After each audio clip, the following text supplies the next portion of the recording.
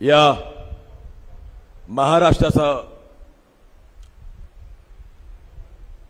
अर्धदैवत छत्रपती शिवाजी महाराज, भारतीय राज्यघटनेचे शिल्पकार, भारताचे रत्न भारतरत्न डॉक्टर बाबासाहेब आंबेडकर, आरक्षणाचे खरे जनक छत्रपती शाहू महाराज, आई सावित्रीबाई फुले, महात्मा ज्योतिबा फुले, साहित्यरत्न अण्णाभाऊ साठे आणि खऱ्या अर्थाने या महाराष्ट्राला शिव फुले शाहू आंबेडकरांच्या विचारांचा एक महाराष्ट्र म्हणून पुढे नेण्याचं काम ज्यांनी या महाराष्ट्राला केलं ते स्वर्गीय यशवंतराव चव्हाण साहेब यांच्या स्मृतींना त्या ठिकाणी सोबत मी अभिवादन करतो। आणि आज या मंडल यात्रेच्या माध्यमातून ज्या वेळेला विदर्भाचा पहिला टप्पा पार करत तुमच्या मराठवाड्यामध्ये मी आलो त्यावेळेला एक सगळ्यात मोठा सुखद धक्का मला मिळाला आणि मला हे लक्षात आलं की आज मंडल यात्रेच्या या कार्यक्रमासाठी, मंडल यात्रेच्या या स्वागतासाठी आदरणीय शरद पवार साहेबांनी मंडल आयोगाच्या माध्यमातून घेतलेल्या भूमिकेचा जय जयकार करण्यासाठी तुम्हा आम्हा सर्वांच्या मध्ये महादेवजी जानकर साहेब उपस्थित आले, याचा एक सुखद धक्का त्या ठिकाणी मला मिळाला। आपल्या मराठवाड्याचे भाग्यविधाते माजी मंत्री राजभाई टोपे, या जिल्ह्याचे अध्यक्ष निसारबाई देशमुख, माजी आमदार चंद्रकांतजी दानवे, बबनू चौधरी, माझ्यासोबत सातत्याने हे काम करणारा माझा सहकारी संजयजी कालबंडे, युवा सहकारी अर्जुन घोंगडे, माझ्यासोबत आलेले माझे सहकारी आसिफजी खलिफे, सलीमजी बेग, प्रकाशजी चव्हाण, सर्वच मान्यवर या ठिकाणी मोठ्या संख्येने उपस्थित माझ्यासोबत बसलेले माझे बांधवांनो, भगिनींनो आणि पत्रकार मित्रांनो, मंडल यात्रा आणि ती सुद्धा आजच का? या देशाचे नेते आदरणीय शरदचंद्रजी पवार साहेबांनी एका ऐतिहासिक निर्णयातनं या राज्यातल्या असंख्य लाखो करोडो लोकांना राजकारणाच्या एका मुख्य प्रवाहामध्ये आणलं आणि अचानकपणे हा वर्ग ज्याला आपण ओबीसी म्हणतो, जो समाजाच्या शेवटच्या घटकामधला शेवटचा घटक होता, त्याला राजकीय मुख्य प्रवाहामध्ये आणलं आणि एक ऐतिहासिक निर्णय घेतला। साक्षरता आपण मगाशी म्हणालात की दादा मला आपल्याकडनं आज वेगळं काहीतरी ऐकायचंय। मंडल हेच या समाजाचं सर्व एक प्रमुख असं उद्दिष्ट आहे, हे तुम्ही आणि आम्ही सर्वांनी जाणलं पाहिजे। याच्यापेक्षा वेगळं काही या समाजामध्ये आणि राज्यामध्ये या देशामध्ये होऊ शकत नाही मित्रांनो। आजच्या मंडल यात्रेच्या माध्यमातून 9 ऑगस्टला क्रांतिदिनी दिवशी महादेवजी ज्या वेळेला आम्ही ही मंडल यात्रा घेऊन नागपूर पासून निघालो, आदरणीय शरदचंद्र पवार साहेबांनी या मंडल यात्रेला हिरवा झेंडा दाखवला। दुसऱ्याच दिवशी राज्याचे मुख्यमंत्री बडबडले, काय म्हणाले? मंडल यात्रा बंडल आहे, मंडल यात्रा बंडल यात्रा आहे। आजच मंडल यात्रा का काढली? शरद पवारांना मंडल यात्रेची का आठवण आणली? नुसते मंडल यात्रा काढून चालणार नाही। पण मी एक सांगू इच्छितो राजेश भैया की ज्या वेळेला मंडल यात्रा महाराष्ट्राच्या कानाकोपऱ्यामध्ये जाऊ लागलेली आहे, नागपूर पासून सुरू झालेली ही मंडल यात्रा काल बुलढाण्यापर्यंत पोहोचली, त्यावेळेला हजारोच्या संख्येने प्रत्येक नाक्यानाक्यावर गावागावाती या मंडल यात्रेचं स्वागत करण्यासाठी गावातला शेतकरी, कष्टकरी, महिला, युवक, युवती मोठ्या संख्येने उपस्थित होती। हे मंडल यात्रेचं फलित आहे। पण एक विचारच वाटतं की ज्या वेळेला ही मंडल यात्रा गावात चालली होती त्यावेळेला या मंडल यात्रेचं स्वागत करण्यासाठी एक ओबीसी उभा होता, एक मागासवर्गीय उभा होता, एक मुसलमान उभा होता, एक आदिवासी उभा होता, एक बंजारा उभा होता, एक मराठा देखील उभा होता। पण महादेव जानकरजी, मला त्या गावामध्ये त्या वाटेवरती एक फडणवीस दिसला नाही, एक फडणवीस दिसला नाही। हे लक्षात घ्या मित्रांनो, हे लक्षात घ्या की मंडलचा खरा मित्र कोण आहे आणि मंडलचा खरा शत्रू कोण आहे, हे लक्षात घ्या। मला मंडलच्या स्वागतासाठी एकही फडणवीस त्या ठिकाणी जानकर साहेब मला दिसला नाही। याचा अर्थ काय? याचा अर्थ असा आहे की राजेश भैया, ज्या वेळेला आपण सर्वांनी सांगितलं की ज्या वेळेला या देशामध्ये 1990च्या कालावधीमध्ये मंडल आयोगाच्या माध्यमातून एक अभूतपूर्व भूमिका, एक ऐतिहासिक निर्णय आपण घेतला आणि त्याच वेळेला मंडल आयोगाची अंमलबजावणी करत या देशामधला सगळ्यात मोठा असा ओबीसी वर्ग मंडल आयोगाच्या माध्यमातून एका आरक्षणाच्या भूमिकेमध्ये आणला। हे वास्तव आहे। हे वास्तव मांडण्यासाठी महादेवजी आज जर महाराष्ट्राच्या कानाकोपऱ्यामध्ये आम्ही निघालो, गावागावामध्ये निघालो, शहरामध्ये गेलो, तालुक्यात गेलो, तर तुमच्या पोटात काय दुखतं? तुमच्या पोटात काय दुखतं? हो मी मंडळचा जय जयकार करतो, हो मी बहुजनांचा जय जयकार करतो, तुमच्या पोटात काय दुखतं? यांच्या पोटात यासाठी दुखतं की ज्या वेळेला मंडल आयोगाची भूमिकाची अंमलबजावणी झाली, देशामध्ये व्हीपी सिंगांनी मंडल आयोगाची अंमलबजावणी करण्याचा निर्णय घेतला आणि त्याच वेळेला भारतीय जनता पार्टीच्या जवळजवळ 76 खासदारांनी व्हीपी सिंगांच्या सरकारमधनं पाठिंबा काढून घेतला आणि व्हीपी सिंगांचं सरकार पडलं। यांनी व्हीपी सिंगांचं सरकार पाडलं। का पाडलं? ते फक्त आणि फक्त यासाठी की यांच्या बाप जन्मामध्ये ओबीसींना आरक्षण द्यायचं नाही, ते देता कामा नये म्हणून मंडल आयोग लागू करू नका म्हणून व्हीपी सिंगांचं सरकार पाडलं। आम्ही सरकारचे लाभार्थी नाही आहोत, आम्हाला सत्तेचा अट्टहास नाहीये, सत्ता गेली तरी हरकत नाही, पण व्हीपी सिंग हाच ओबीसीचा मसीहा आहे, कारण यांनी त्यावेळेला कुठलाही विचार न करता ओबीसीच्या आरक्षणाचा मार्ग खुला केला आणि मंडल आयोगाची या देशामध्ये अंमलबजावणी केली। ते व्हीपी सिंग होते। पण या गोष्टी होत असताना त्याच वेळेला व्हीपी सिंगांच्या सोबत खांद्याला खांदा लावून या राज्याचे त्यावेळेचे तत्कालीन मुख्यमंत्री आदरणीय शरदचंद्र पवार साहेबांनी मंडल आयोग लागू करण्याचा निर्णय घेतला आणि महाराष्ट्र हे पहिलं राज्य आहे ज्यांनी ओबीसींना आरक्षण दिलेलं आहे, ते फक्त आणि फक्त शरदचंद्र पवार साहेबांमुळे। टाळ्या शेवटपर्यंत वाजल्या पाहिजे, कारण तुमच्या आणि आमच्या आयुष्यातलं भवितव्य घडवणारा हे निर्णय होता। शेवटपर्यंत प्रत्येकाने या टाळ्या वाजवल्या पाहिजेत।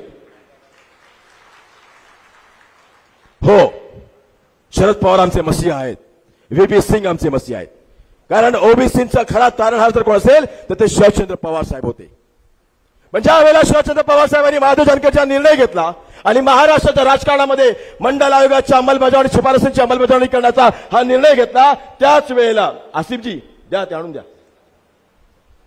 त्याच वेळेला या देशामध्ये एक असा पक्ष होता ज्यांनी या मंडल आयोगाला विरोध केला। काय विरोध होता हा?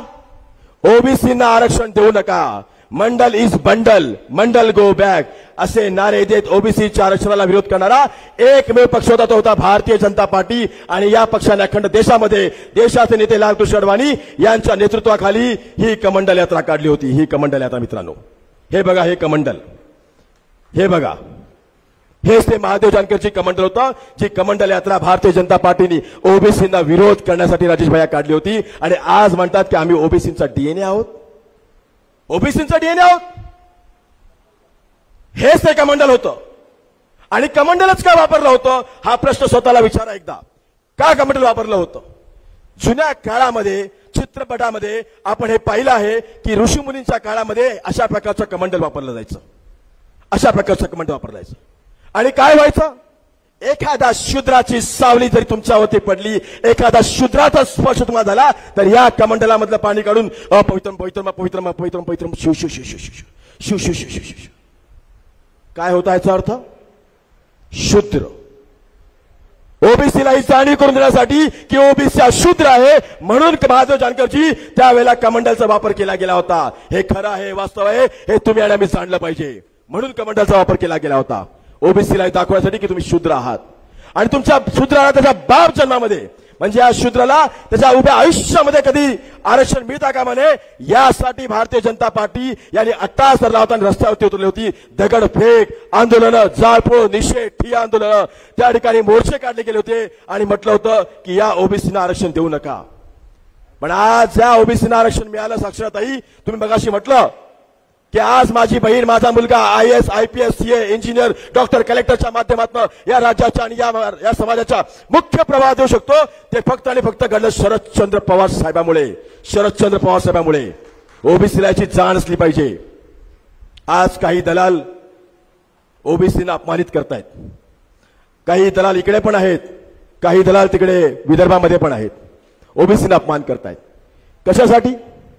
स्वतःच्या फक्त आणि फक्त राजकारणाची पोळी बांधण्यासाठी हे काही दलाल आज ओबीसीला समस्त ओबीसी समाजाला अपमान करतायत।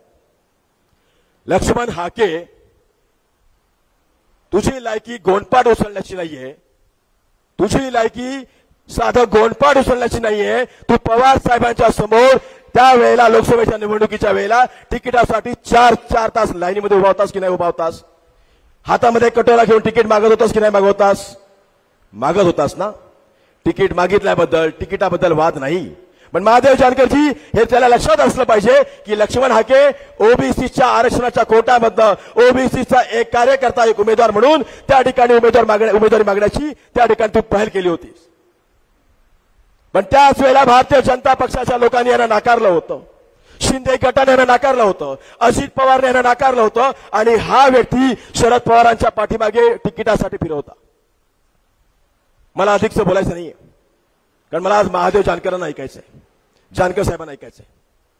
पण या गोष्टी होत असताना तुम्हा आणि आम्हा सर्वांनी एक गोष्ट मात्र जाणून घेतली पाहिजे की ज्या पद्धतीने ओबीसीला त्या ठिकाणी आरक्षण नाकारलं, त्याच पद्धतीने ओबीसीला आरक्षण नाकारल्यानंतर ही मनुवादाची पिलावळ काही शांत बसली नाही, शांत बसली नाही. संजय कालबंडे, तुम्हाला चांगलं माहिती, तुम्ही ऍडव्होकेट आहात. 2011ला जाती न्याय, 2011ला जनगणना झाली. मनमोहन सिंगाच्या सरकारच्या काळामध्ये जनगणना झाल्यानंतर ज्या वेळेला आपल्या ओबीसी आरक्षणाचा विषय कोर्टामध्ये गेला होता, त्यावेळेला या सरकारचे त्यावेळेचे असलेले मुख्यमंत्री देवेंद्रजी फडणवीस साहेब, तुम्हाला हे विचारलं गेलं होतं, सर्वोच्च न्यायालयाकडे त्या ठिकाणी विचारणा केली गेली होती की तुमच्याकडे जी काय आकडेवारी आहे ती आकडेवारी ओबीसीची तुम्ही कोर्टामध्ये सादर करा.